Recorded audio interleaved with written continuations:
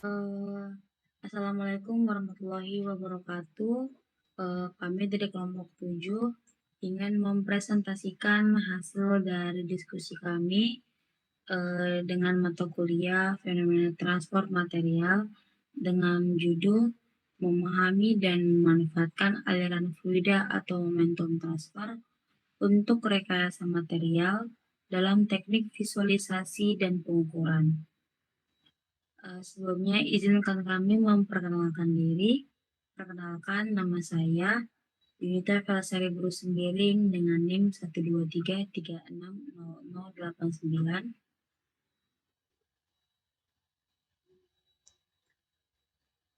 Perkenalkan, nama saya Chelsea Damayanti Sitohang dengan NIM 123360063. Perkenalkan, nama saya Smita Yulizawati dengan NIM 123360065.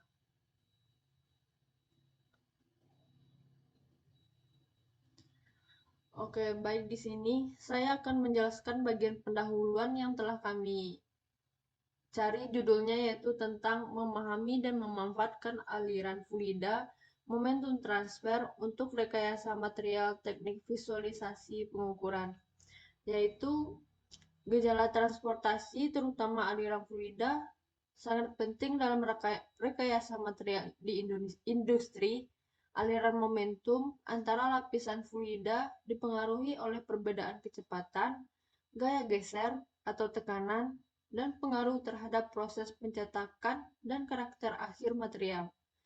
Pengaturan akhir fluida penting sangat memastikan kualitas produk dan mencegah cacat struktural seperti porositas. Penilaian gejala transportasi dilakukan dengan metode eksperimen seperti PIV, dan CFD.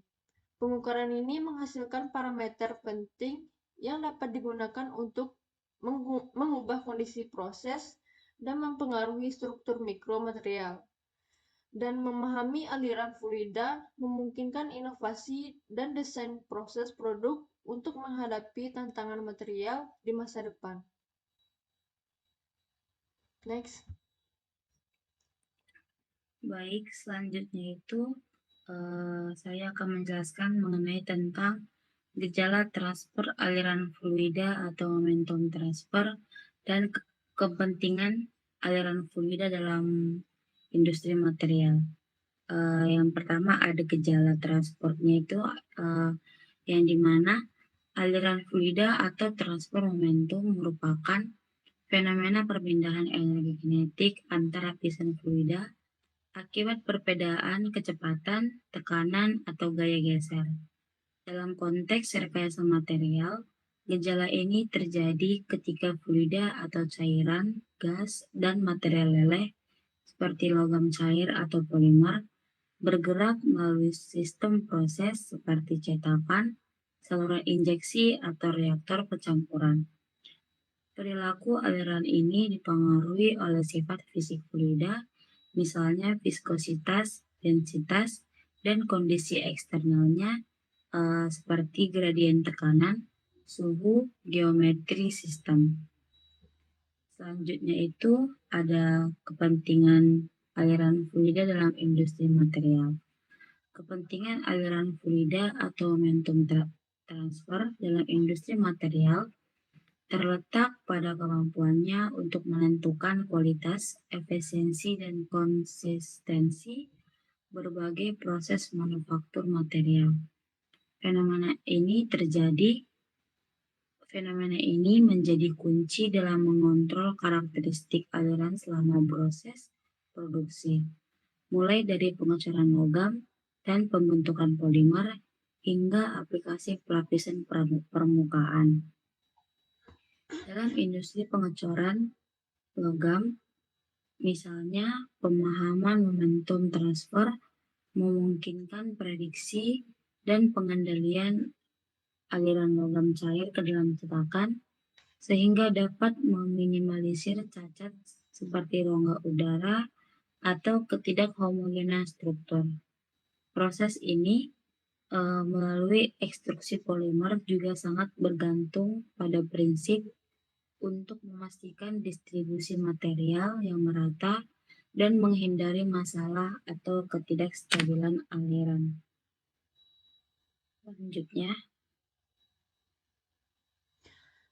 Selanjutnya itu saya akan membacakan tentang bagaimana cara mengamati dan melakukan pengukuran gejala transport pada aliran fluida momentum transfer. Cara mengamatinya itu yaitu dengan menggunakan teknik visualisasi. Pertama tentang PIV, Particle Image Velocimetry, melacak pergerakan partikel tracer untuk memetakan profil kecepatan. Selanjutnya yaitu CFD, Computational Fluid Dynamics, yaitu di mana simulasi numerik untuk memprediksi pola aliran. Dan yang terakhir yaitu High Speed Image, mengamati dinamika aliran dalam proses cepat. Cara pengukurannya itu dengan metode pengukuran yang pertama yaitu menggunakan flowmeter untuk mengukur kecepatan aliran dan laju aliran dan laju alir. Pengukuran tekanan dan viskositas fluida. Dan yang kedua yaitu viskositas menggunakan viskometer rotasional atau kapiler. Yang ketiga yaitu shear stress, diukur dengan sensor tekanan atau rheometer. Dan yang terakhir yaitu proses kecepatan, yaitu menggunakan laser Doppler anemometri LDA. Next. Nah, selanjutnya itu ada besaran variabel apa saja yang dapat dalam pengukuran. Nah, itu kita menggunakan dengan yang pertama itu besaran dinamik atau gaya dan tekan.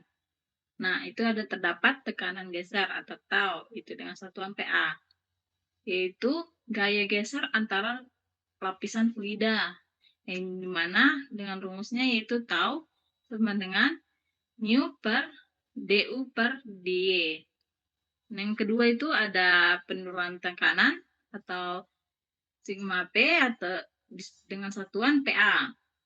Nah, itu adanya kehilangan tekanan akibat gesekan atau aliran.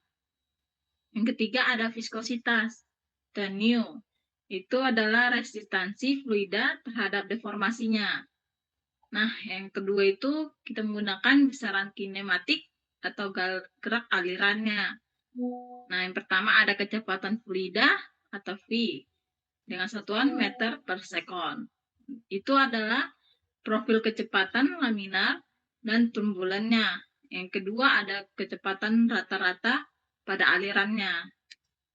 Nah, selanjutnya itu ada laju aliran velometriknya, yaitu Q dengan satuan meter kubik per sekon.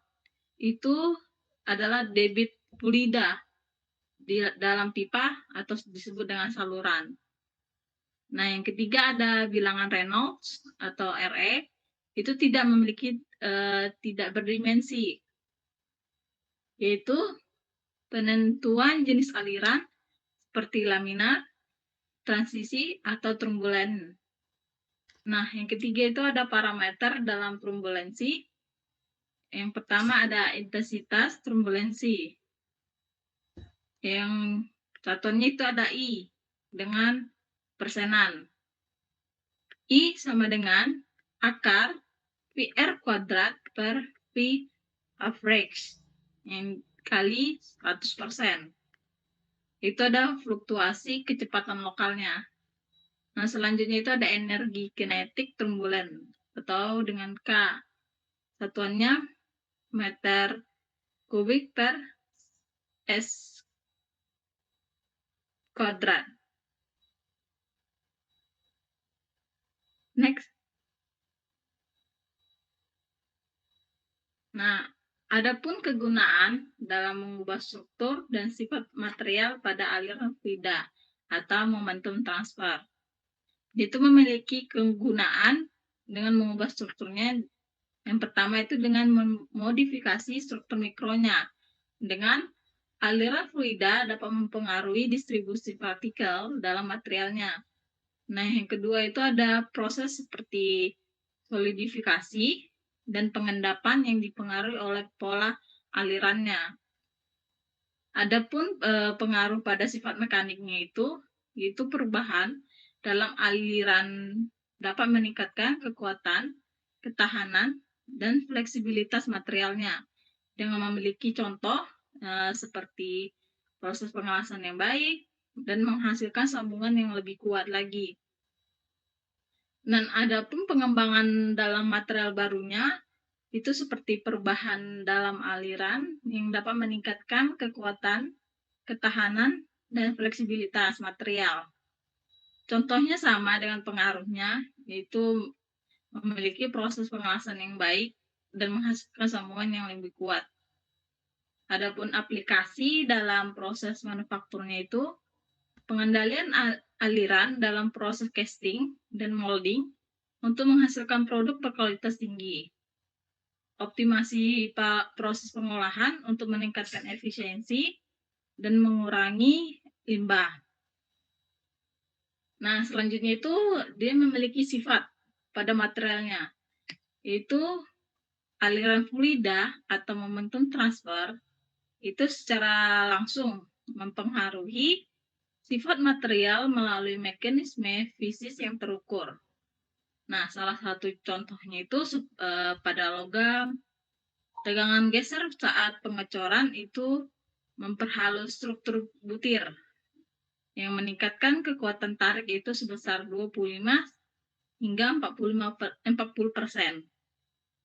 Nah, selanjutnya itu polimer menunjukkan perilaku shortening yang dimana viskositas turun drastis saat shear rate naik. Itu memudahkan proses ekstruksinya. Dan untuk komposit, itu aliran pembulan itu mengoptimalkan dispersi filler seperti nanotube karbon yang meningkatkan konduktivitas termal hingga 500%.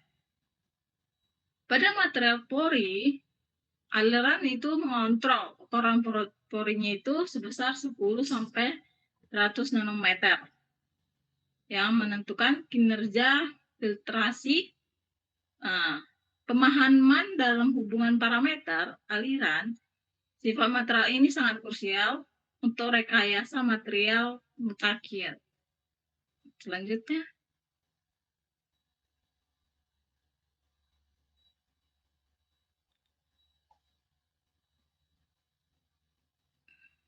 Baik, selanjutnya itu ada kesimpulan dari presentasi kami ini, yang dimana fenomena aliran fluida atau momentum transfer merupakan dasar penting dalam rekayasa material modern, yang dimana dengan menggunakan teknik PEV dan CFD, parameter kunci seperti viskositas, tegangan geser, dan bilangan Reynolds dapat diukur untuk mengoptimalkan proses industri dengan menghasilkan peningkatan kualitas produk atau struktur mikro yang lebih homogen, sifat mekanik yang unggul, lalu efisiensi produk atau meminimalisir kecacatan, serta pengurangan limbah, dan pengembangan material inovatif. Untuk pemahaman mendalam tentang fenomena ini menjadi kunci dalam menghadapi tantangan industri 4.0 dan kebutuhan material berkelanjutan di masa depan.